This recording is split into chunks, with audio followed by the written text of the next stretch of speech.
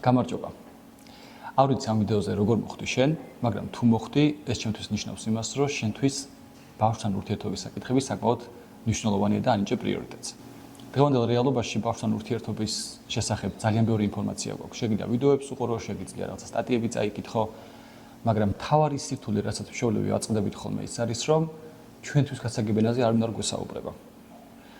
დღევანდელ დღეს აი ამ პატარა ვიდეოში მინდა გითხრა, ეს კურსი არის თუ არა შენთვის. სულ აქვს 8 ძირითადი მიზანი ამ კურსს და თუ ამ შეკითხვებზე, რომელსაც მე შენ დაგისვამ, 9%-ზე მეძე ან 50%-ზე მეძე გექნება დადებითი პასუხი, ანუ იტყვი რომ კი, ეს თემა შენთან ახლოს არის, მაშინ ყურება უნდა გააგრძელო. გამარჯობა, მე ვარ ნიკა გაბლიშვილი, ფსიქოდიაგნოსტიკის და კონსულტირების მაგისტრი და რაც ყველაზე მნიშვნელოვანია, 3 წლის თაიას მამა. კარგი, როგორც შევთანხმდით. ეხლა მე დაგისვამ შენ 8 შეკითხვას და თუ ამ 8 კითხვას 5 კითხვას მაინც თუ უპასუხე რომ კი, მაგ შემთხვევაში ეს კურსი არის შენთვის. პირველი კითხვა არის ეგეთი. ხშირად გსვამ დანაშაულს, რომ არ ხარ საკმარისად კარგი მშობელი. თუ ეს თემა შენთან ახლოს მოდის, ამ კურსის განმავლობაში შენ დაგეხმარები, რომ რეალისტური მოლოდინები და თვითრწმენა ჩამოიყალიბოს საკუთარი თავის მიმართ. ორ სიტყვით რო ვთქვათ, არავინ არ გთხოვს ჩვენ რომ ვიყოთ იდეალური მშობლები. უბრალოდ უნდა ვიყოთ საკმარისები. მეორე კითხვა არის ესეთი. გიჭირს რთული ქცევების მართვა, ისე რომ არ აყვირდე. ყველაზე მარტივი მაგალითი რომ გითხრა, თუ ბავშვს ზონები რომ რაღაცა გააკეთოს, რა ვიცი, ტელევიზორი გამორთოს, ტელეფონი დადოს, გავითელები ისწავლოს, რაღაცა კამფეტი უნდა და არაცდევა ამ კამფეტს და ის ყვირის, ჩხუბობს და შეიძლება გიწყავს კიდევაც, შენი ერთ-ერთი გამკლავების სტრატეგია თუ არის ყვირილი ან დაძაბვა მოკლედ, მაგაზეც ბევრს ვისაუბრებთ. მესამე. გრძნობ რომ ზოგჯერ ვერ ამყარებ საზღვრებს თანმიმდევრულად. რაღაც მომენტში რაღაცა დაუშვა და მე აუკრძალო. ამ დროს ბავშვი უბრალოდ ვერ ხვდება რა არის დაშვებული და რა არის აკრძალული. კურსის განმავლობაში ძალიან პრაქტიკულ რეკომენდაციებს და რჩევებს მიიღებ, როგორ შეიძლება რომ იყოს თანმიმდევრული, მაგრამ გამონაკლისების დაშვებაც როგორ უნდა გააკეთო. მეოთხე. ხშირად გიწევს ეკრანის გამოყენება ბავშვის დასაწყნარებლად.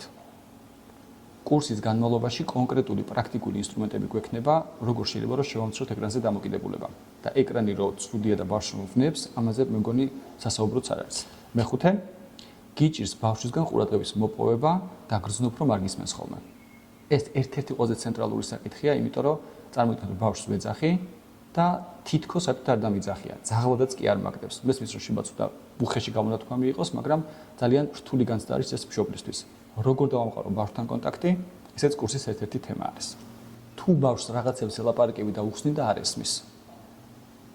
შენ გაიგებ კურსის განმავლობაში, რომ ბავშვს თურმე საუბარი კი არ ესმის, არამედ სხვა ალტერნატიული წყაროები აქვს ინფორმაციის მიღების.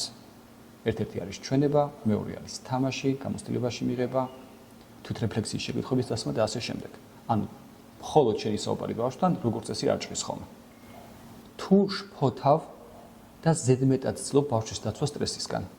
ეს არის ყველაზე ცუდი რამ, რაც კი შეგიძლია საკუთარ შვილს გაუკეთო, რადგან ბავშვი ასეთ დროს ხდება სოციალურად იმპოტენტი. ანუ იგი ვერ ივითარებს უნარებს სტრესთან გამკლავების, სხვებთან ურთიერთობის უნარებს ვერ ივითარებს და შენი უზრუნველობა მესმის რომ სიყვარულით არის გამოწვეული, მაგრამ სინამდვილეში შეიძლება ამ ბავშვი დააზიანოს. და ბოლო. გრძნობ, რომ ვერ პოულობ ბალანსს სიყვარულსა და დისციპლინას შორის. როგორი მარტივია, როცა ბავშვს რაღაცა უნდა და შენ შეგიძლია რომ მისცე ეს და ბავშვი დამშვიდდეს.